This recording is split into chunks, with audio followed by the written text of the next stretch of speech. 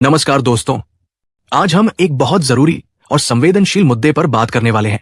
धर्म के नाम पर फैलती नफरत और दोहरे मापदंड पर। अगर आज भारत में कोई समुदाय अल्पसंख्यक है तो ये बात भूलनी नहीं चाहिए कि दुनिया के कई देशों में भारतीय, खासतौर पर हिंदू, खुद अल्पसंख्यक है। अल्पसंख्यक होना कोई अपराध नहीं होता, ये सिर्फ एक सामाजिक स्थिति होती है। लेकिन जब किसी देश में बहुसंख्यक होने का घमंड सिर चढ़कर बोलने लगे, तब वही समाज डर, असुरक्षा और हिंसा की ओर बढ़ने लगता है। इतिहास गवाह है कि किसी भी देश को सबसे ज्यादा नुकसान इसी मानसिकता ने पहुंचाया है। जरा सोचिए, अगर विदेशों में रहने वाले भारतीयों के जीवन का फैसला वहां की भीड़ करने लगे कि वे क्या पहने, किस भगवान को माने, कैसे बोले, और जरा सी अफवाह पर उन पर हमला कर दिया जाए, तो क्या हम उसे सही ठहराएंगे? बिल्कुल नहीं। फिर भारत में भी ऐसा व्यवहार किसी समुदाय के साथ क्यों जायज माना जा रहा है?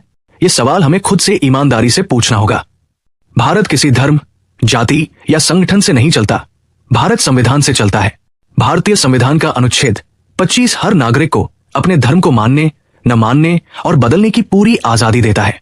जब कोई भीड़ या तथाकथित धार्मिक संगठन इस अधिकार को चुनौती देता है, तो वो सिर्फ किसी समुदाय पर नहीं, बल्कि सीधे संविधान और लोकतंत्र पर हमला करता है। आज सबसे बड़ा खतरा किसी एक धर्म से नहीं, बल्कि अंधभक्ति और उग्र कट्टरता से है।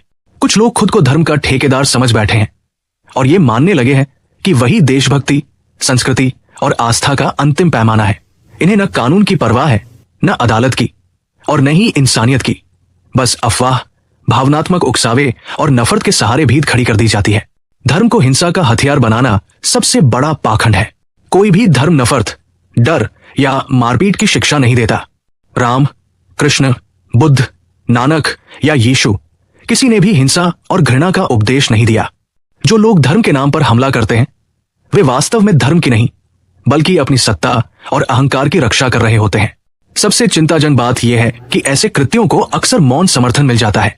जब पीड़ित अल्पसंख्यक होता है तो सवाल उठते हैं, उसने कुछ किया होगा, पूरी सच्चाई सामने नहीं आई है। लेकिन जब वही घटना विदेश में किसी भारतीय या हिंदू के साथ होती है, तो हम तुरंत आक्रोशित हो जाते हैं।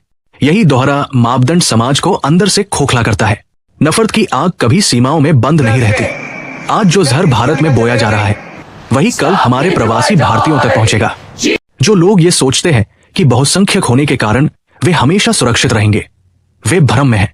इतिहास बताता है कि कट्टरता अंततः अपने ही लोगों को निगल लेती है। भारत की सबसे बड़ी ताकत उसकी विविधता रही है।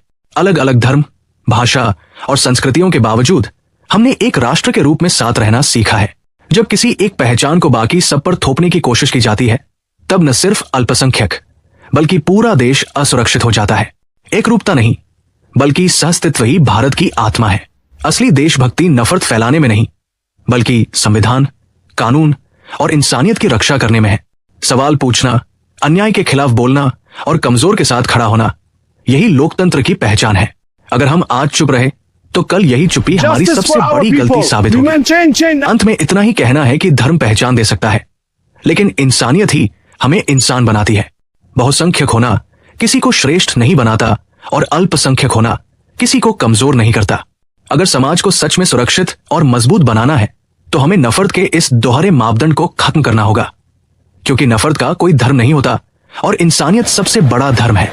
तो दोस्तों, उम्मीद है आज की ये बात आपको सोचने पर मजबूर करेगी।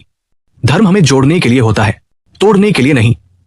और असली देशभक्ति यही है कि हम नफरत के नहीं, इंसानियत के साथ खड़े हों।